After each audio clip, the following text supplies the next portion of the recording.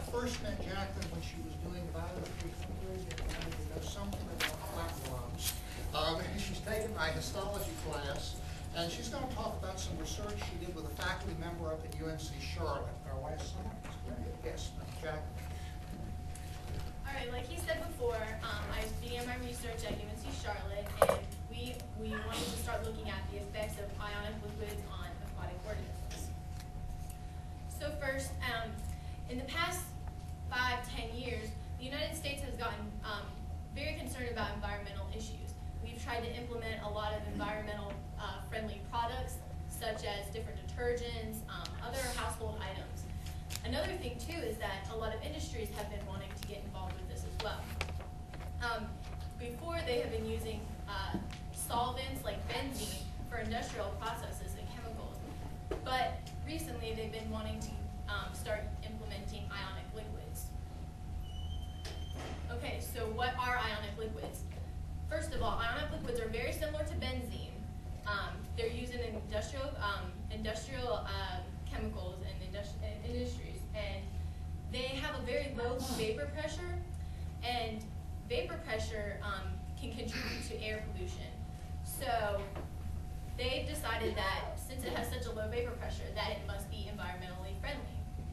Well, this is the only thing they looked at. They didn't look at any of the toxicity levels. They didn't look at any type of bioaccumulation. Now, just to give you guys an idea, right here, these are what ionic liquids actually look like. Right here, we have an alkyl chain link, and that is going to be that would be present in all of them. And then also, they're going to have some type of ion, whether it's bromide. Sometimes it will be chlorine. It just depends, but that just gives you an idea what they look like. All right. So first, we wanted to look at to see what type of ionic liquids they were using. As you can see, BMIMBR, and OMBR are the most common ones, which stand for 1-butyl-3-methylmidazoleum bromide and 1-octyl-3-methyl-midazoleum bromide ion. Again, this is something really new, so we're just kind of seeing what's out there because we just didn't know how we wanted to set up our project. So next, we wanted to look at what type of measurements people were using. The most common one was growth rate. Now, how they measured growth rate was dependent on how much was consumed. They looked at digestion, a lot of metabolism. Another test that was used was optical density, and they used that through they did that through the use of spectrometry. The spectrometer.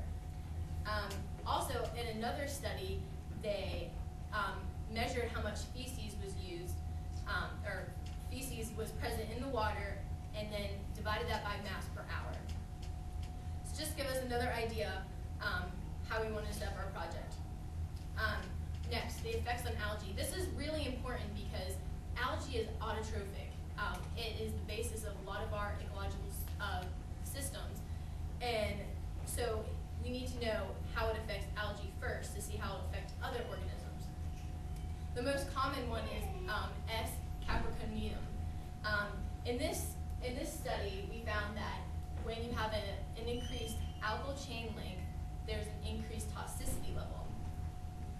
And this is a huge problem, especially with this type of species, because this algae forms symbiotic relationships with lichens, and that's very important in our environment. We also looked at S. quadricata, which is another species, and found out that it's actually the most sensitive to these ionic liquids.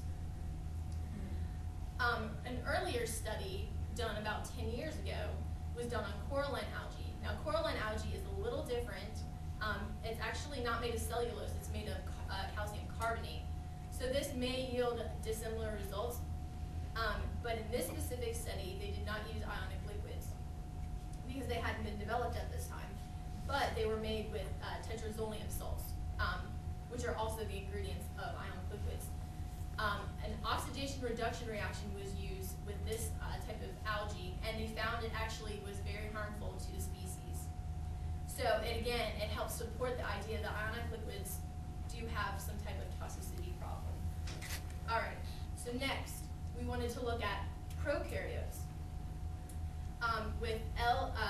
delbrueckii, this is actually a lactobacillus. It's a lactic acid bacteria. And at low concentrations, the ionic liquids were actually allow the bacteria to grow. At a higher concentration, it actually inhibited the enzymes and it also denatured the proteins. Now, this was of great concern because, as many of you know, lactic acid bacteria is found in a lot of dairy products. So if this got contaminated, somehow could actually possibly affect us in some way. Next, we looked at B. subtilis. This is a very common bacteria. And in this case, they used it in absorption. Adsorption is used in a lot of bioremediation techniques. They use this in oil spills or other chemical spills.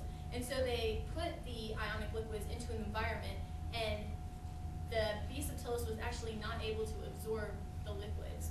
And this could cause a huge problem because, again, they use those things in bioremediation. Next, we looked at E. coli. It caused problems in the lipid membrane. Now, again, there's not enough research, but this could possibly lead to similarities in the non-pathogenic E. coli found in your intestines. And then, of course, we looked at V. fischeri, which is a type of bacterium that has bioluminescence. And at low concentrations, the bioluminescence was inhibited. And this is very critical, too, because bioluminescence in this type of bacteria helps to develop the symbiotic relationships between the bacterium and the animal.